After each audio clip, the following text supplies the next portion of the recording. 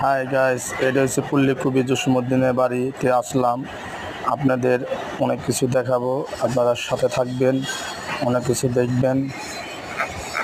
এটা ফরিদপুর পল্লী কবি জসীমউদ্দিনের বাড়ি। ভিতরে তার অনেক স্মৃতিগুলো আছে। তো একটা ভিডিওতে আমি সব ছাড়বো না, অনেক ভিডিওতে আমি ভিডিওটা ছাড়বো। দেখবেন এগুলো সব পল্লী কবি জসীমউদ্দিনের স্মৃতিগুলো সব রেখে দিয়েছে জাদুঘরে। তার লেখা বইগুলো রয়েছে, অনেক কিছু রয়েছে। এটা ঘরের ভিতরে তাদের স্মৃতিগুলো, বাড়ির বাইরে তার বাড়ি আছে। অন্য অন্য ভিডিও আমার কাছে আরও আছে, সেটা আমি ছাড়বো একটা একটা করে। তো পুরো ভিডিওটা বড় করবো না, যেটা যেটা ভিডিও করেছি শুধু শুধু গিয়ে ছাড়বো। আপনারা দেখবেন, সাথে থাকবেন।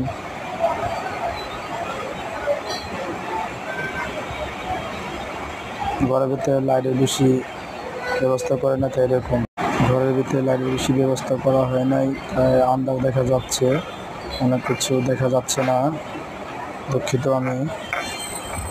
আপনারা ঘরের ভিতরে দেখেন, পরে যে বাইরে গেলাম, বাইরে গিয়ে অন্য কিছু আবার দেখাবো, আপনারা দেখতে থাকেন।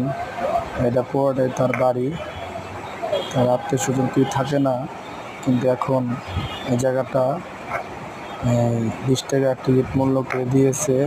সবাই ভিতরে ঢুকে সব বাড়িঘর দেখতে পারবেন, ঘুরতে পারবেন। সুন্দর সুন্দর জায়গা আছে। এর দুটি হলাম আমার ছোট বোন হয়, দুটো আমার সাথে আছে। ঈদের সময় খুবই বাড়ি দিকে করার জন্যে আমাদের অনেকজনই এসেছে আমার সাথে।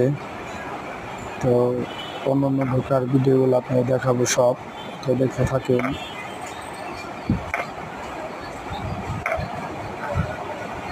আর একটা ঘরে আমি যাচ্ছি, সেই ঘরটার ভিতরে তার লেখা অনেক স্মৃতিগুলো, অনেক কিছু রাখা। ও দিক দিয়ে গেটটা, ওই গেটে ঢুকলে পরে বাড়িগুলো আছে, বাড়িগুলো আমি পরে দেখাবো। আগে ঘরের দৃশ্যগুলো দেখাই। ঘরের ভিতরে আর কত কিছু লিখে রাখছি, দেখাচ্ছি। কবির পিতা আনসারউদ্দিন, বুঝছেন কত স্মৃতিগুলো তাদের আছে। কত সুন্দর লাগতেছে না? অনেক সুন্দর করে রাখা হয়েছে তার স্মৃতিগুলো, খুবই ভালো লাগতেছে।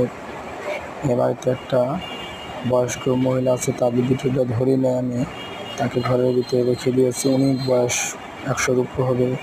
একলা একলা শিক্ষুর পরে জানি না কিসের জন্য। যা দেখাচ্ছি, দেখতে থাকবেন। ওই যে বাম ছেলে যে ঘরটা, সে ঘরে থাকে।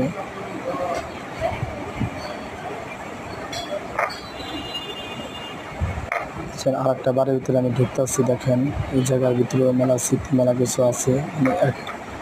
এই জায়গার অনেকটি ঘর বাড়ি তাদের। তো আগেরকার পূর্বপুরুষের সাথে যারা সবাই থাকতো, সবাই একসাথে থাকতো, এখানে অনেক ঘর থাকে।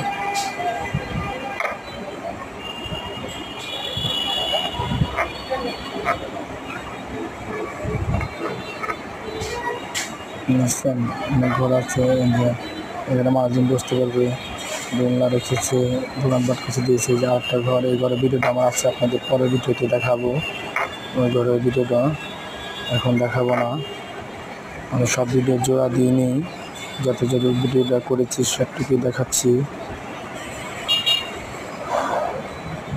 এই ঘরটার ভিতরে আপনাদের দেখা গিয়েছি প্রথম, এই ঘরটার ভিতরে আর যাবো না।